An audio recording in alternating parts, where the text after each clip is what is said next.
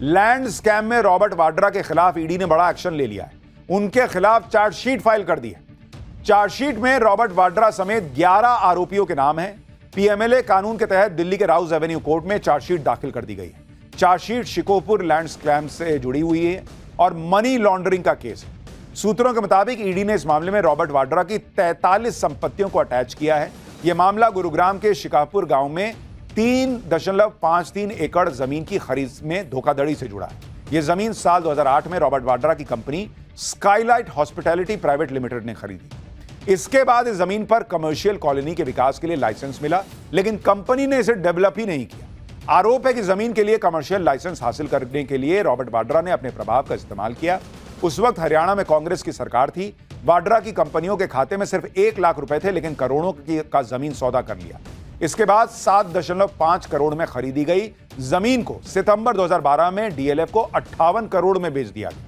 आरोप है कि कम दाम में जमीन खरीदकर ज्यादा मुनाफा कमाया गया और इसमें मनी लॉन्ड्रिंग की गई। जमीन की डील में नियमों का उल्लंघन किया गया। इसके अलावा ईडी मनी लॉन्ड्रिंग के 2 और मामलों में रॉबर्ट वाड्रा की भूमिका की जांच कर रही है। इसमें एक यूके बेस्ड आर्म्स कंसल्टेंट और भगोड़े अपराधी संजय भंडारी से जुड़ा मामला है और दूसरा राजस्थान के बीकानेर में लैंड डील से जुड़ा। रॉबर्ट वाड्रा के ऑफिस की तरफ से कहा गया है कि अभी कोर्ट ने इस चार्जशीट का संज्ञान नहीं लिया है। यह चार्जशीट राजनीतिक बदला लेने की साजिश है। रॉबर्ट वाड्रा के खिलाफ चार्जशीट दाखिल हुई तो राहुल गांधी भड़क गए। राहुल गांधी ने सोशल मीडिया पोस्ट किया और लिखा कि उनके जीजा जी को पिछले 10 सालों से यह सरकार परेशान कर रही है। यह आरोप पत्र उसी साजिश का एक और हिस्सा है। राहुल गांधी ने कहा कि वो रॉबर्ट, प्रियंका और उनके बच्चों के साथ हैं। उन्हें दुर्भावनापूर्ण, राजनीतिक रूप से प्रेरित बदनामी और उत्पीड़न का एक और हमला झेलना पड़ रहा है। वो सभी किसी भी तरह के उत्पीड़न का सामना करने के लिए तैयार हैं और वो गरिमा के साथ ऐसा करते रहेंगे। आखिरकार सच्चाई की जीत। अपने जीजा जी पर हुए एफआईआर पर भड़कने वाले राहुल गांधी 2 दिन पहले तक असम के सीएम को भ्रष्टाचार के केस में जेल भिजवाने की धमकी दे रहे थे। आज उनके ही जीजा जी पर एक्शन हो गया तो गुस्से में। सुनिए 2 दिन पहले राहुल गांधी कैसे असम के सीएम हेमंता बिस्वा शर्मा को जेल भेजने की खुद बातें कर रहे हैं। राहुल गांधी इधर अपने जीजा रॉबर्ट वाड्रा के बचाव में पोस्ट कर रहे हैं, उधर कांग्रेस के एक और नेता मुश्किल में फंस गए। छत्तीसगढ़ के पूर्व मुख्यमंत्री भूपेश बघेल के खिलाफ भी ईडी की जांच चल रही है। शराब घोटाले में मनी लॉन्ड्रिंग के मामले में आज ईडी ने भूपेश बघेल के घर कई ठिकानों पर छापेमारी की। छापेमारी के बाद ईडी ने भूपेश बघेल के बेटे चैतन्य बघेल को गिरफ्तार कर लिया। चैतन्य बघेल को भिलाई से ईडी ने गिरफ्तार किया, जहां पर चैतन्य अपने पिता भूपेश बघेल के साथ रहते हैं। ये चैतन्य बघेल को आप देख रहे हैं। चैतन्य बघेल को जब ईडी की टीम अरेस्ट करके ले जा रही थी तो भूपेश बघेल के समर्थकों ने हंगामा किया। ईडी की गाड़ियों को घेर लिया गया। पुलिस और सुरक्षा बल को बघेल समर्थकों को कंट्रोल करने में खासी दिक्कत का सामना करना पड़ा। इस दौरान ईडी के खिलाफ जमकर नारेबाजी हो रही। देखिए वहां क्या माहौल बन गया। भूपेश बघेल के बेटे को जिस मामले में ईडी ने अरेस्ट किया है उसके बारे में आपको बता देता हूं। ईडी के मुताबिक छत्तीसगढ़ का शराब घोटाला 2019 से 2022 के बीच हुआ। उस समय छत्तीसगढ़ में कांग्रेस सरकार थी और भूपेश बघेल मुख्यमंत्री थे। 3 साल तक आबकारी नीति के तहत शराब की पेटियों में हेराफेरी की गई। ईडी के मुताबिक 40 लाख देसी शराब की पेटियों का कोई हिसाब ही नहीं है। ईडी का आरोप है कि शराब घोटाले में सरकार को 2161 करोड़ का नुकसान हुआ। ईडी का कहना है कि शराब घोटाले का पैसा चैतन्य बघेल को भी मिला। इसी मामले की जांच के लिए आज ईडी ने भूपेश बघेल के घर पर रेड मारी। ईडी ने रेड के दौरान कई महत्वपूर्ण दस्तावेज जब्त किए। ईडी की रेड और चैतन्य बघेल की गिरफ्तारी पर भूपेश बघेल ने कहा है कि वो डरने वाले नहीं हैं। आज उनके बेटे का जन्मदिन है और ईडी ने उसे अरेस्ट कर लिया है। सुनिए भूपेश बघेल। इंडी गठबंधन को आम आदमी पार्टी ने भी तगड़ा झटका दिया। आम आदमी पार्टी ने आधिकारिक तौर पर इंडी गठबंधन से अलग होने का ऐलान कर दिया। आम आदमी पार्टी ने कहा कि इंडी गठबंधन लोकसभा चुनाव के लिए बना था और उसके बाद के सारे चुनाव वो अकेले लड़े हैं। आम आदमी पार्टी ने कहा कि वो बिहार में भी अपने दम पर चुनाव लड़ेगी। सुनिए संजय सिंह। इंडी गठबंधन में सब एक दूसरे का सिर फोड़ने में जुटे हैं, लेकिन जब नरेंद्र मोदी के खिलाफ माहौल बनाने की बात आती है तो सब इसमें जुट जाते हैं। नरेंद्र मोदी के खिलाफ आजकल वोटर वेरिफिकेशन को लेकर बहुत माहौल बनाया जा रहा है। बंगाल में ममता बनर्जी आजकल घुसपैठियों को बाहर निकालने के मुद्दे पर आक्रामक है, लेकिन आज पीएम मोदी ने इन सभी को तगड़ा जवाब दिया। बंगाल में नरेंद्र मोदी ने क्लियर कट कह दिया कि जो भारत के नागरिक नहीं है वो यहां नहीं बस सकते। संविधान के हिसाब से जो एक्शन होता है वो इन पर होता रहेगा। यानी बंगाल में पीएम मोदी ने क्लियर कट कह दिया है बॉस कि घुसपैठिए इस देश में नहीं रह सकते तो नहीं रह सकते, जिसको जितना हंगामा करना है कर लो। और बंगाल में पीएम मोदी ने बात इसलिए कही क्योंकि घुसपैठियों के खिलाफ जो एक्शन चल रहा है उसमें ममता बनर्जी आजकल बांग्ला अस्मिता के नाम पर बीजेपी को घेर रही। ममता बनर्जी खुद सड़क पर उतर कर मार्च कर रही हैं। ममता बीजेपी पर आरोप लगा रही हैं कि बीजेपी बंगाल के लोगों को रोहिंग्या बता रही है। लेकिन आज पीएम मोदी ने कह दिया कि यह तुष्टीकरण की राजनीति की हद है, जिसमें बंगाल की पहचान को भी दांव पर लगा दिया गया है। पाठशाला में अब अगली क्लास, सीएम योगी प्लस अनिरुद्धाचार्य प्लस बागेश्वर बाबा वर्सेस अखिलेश प्लस मुस्लिम वोट। यूपी के महाघमासान का आगाज हो गया क्या? कावड़ियों को आतंकी बताने पर भड़क गए योगी। मुहर्रम के जुलूस पर ऐसा क्या कह दिया कि हंगामा मच गया? आज इस चैप्टर की भी अब बात करते हैं।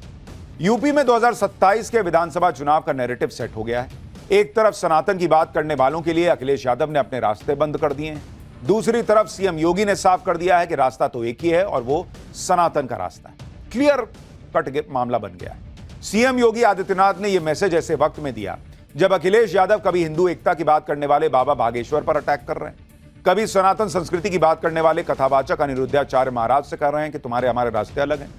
योगी आदित्यनाथ ने उस इकोसिस्टम को भी निशाने पर लिया जो कावड़ यात्रा में हुड़दंग और हंगामा ढूंढ रहे हैं। भगवान शिव की भक्ति में डूबे कावड़ियों को उपद्रवी और आतंकी तक कह रहे हैं। योगी आदित्यनाथ ने सनातनी आस्था के खिलाफ ऐसे नफरती बयान देने वालों को भी कैसे निशाने पर लिया, क्या क्लियर कट मैसेज दे दिया कि भाई लातों के भूत बातों से नहीं मानेंगे। आज आपको देखना चाहिए। आज पाठशाला में यूपी में 2027 के चुनाव से पहले मचे इस घमासान की पूरी डिटेल आपको बताऊंगा। साथ ही यह भी बताऊंगा कि अनिरुद्धाचार्य महाराज ने अखिलेश यादव और मुसलमानों के रिश्ते पर ऐसा क्या कहा है कि हंगामा मच गया है। लेकिन पहले जो हंगामा हुआ है उसकी एक झलक देखिए।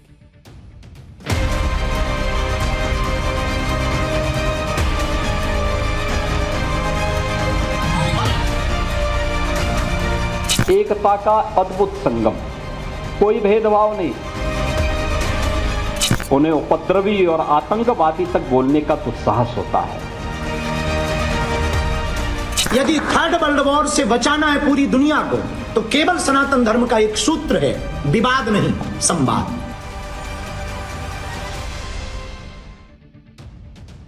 देश में एक तरफ सड़क पर कावड़ियों का हुजूम है। कावड़िए भोलेनाथ का अभिषेक करने के लिए कड़ी साधना कर रहे हैं। सावन के महीने में पवित्र कावड़ यात्रा चल रही है। शिव भक्तों में गजब का उत्साह दिख रहा है। सैकड़ों किलोमीटर पैदल चलकर भक्त गंगाजल लेने हरिद्वार जा रहे हैं। लेकिन कुछ लोगों को कावड़ यात्रा में हंगामा और हुड़दंगी सिर्फ दिखता है। करोड़ों लोग यात्रा कर रहे हैं, लेकिन कुछ घटनाओं को ऐसे दिखाया जा रहा है कि हर कावड़िया जैसे ऐसा ही कर रहा हो। दूसरी तरफ इसी कावड़ को लेकर सियासत जमकर हो रही है।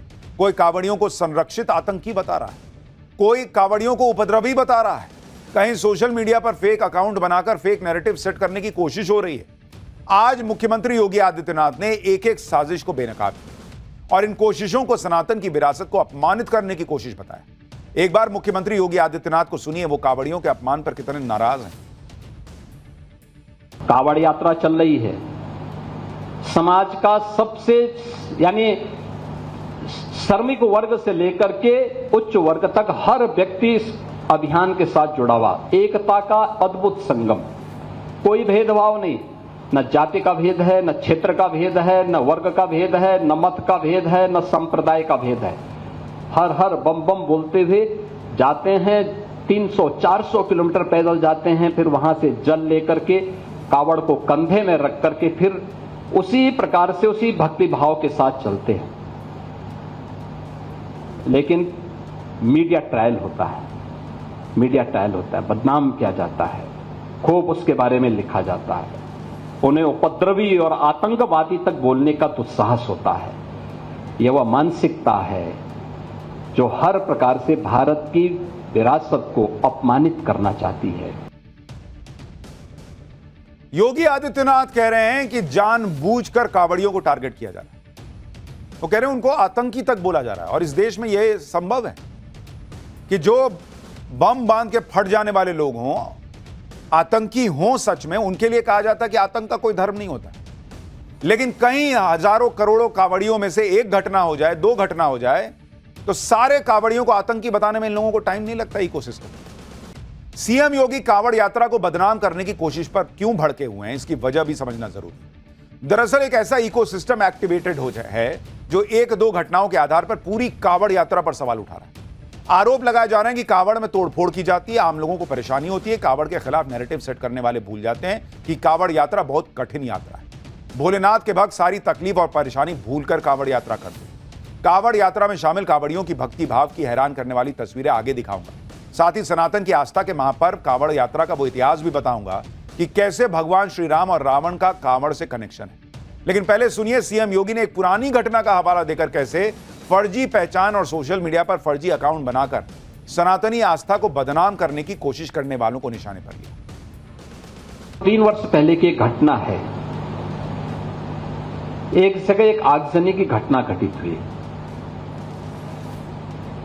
तो मैंने कहा यार देखो, ये आगजनी की घटना दिखाती है, इसकी प्रकृति दिखाती है कि इस समुदाय ने नहीं किया होगा, पुलिस वहां कार्रवाई करे। मैंने कहा देखो कार्रवाई थोड़ा रोको, देखो मैं बताता हूं अभी। मैंने कहा उसके पूरे वीडियो फुटेज निकालो। तो आप आश्चर्य करेंगे कि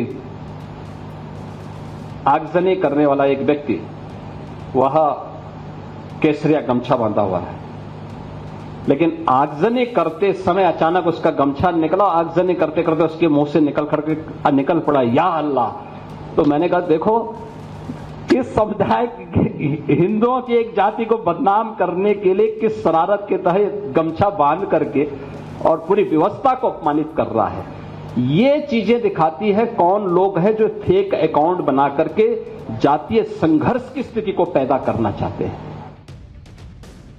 योगी आदित्यनाथ ने कांवड़ यात्रा को बदनाम करने की कोशिश करने वालों को 2017 से पहले मुहर्रम पर निकलने वाले जुलूसों की भी याद दिलाई। सीएम योगी ने कहा कि मुहर्रम का हर जुलूस उत्पात, आगजनी और तोड़फोड़ का कारण बनता था, लेकिन सरकार ने अब सारा सिस्टम सुधार दिया।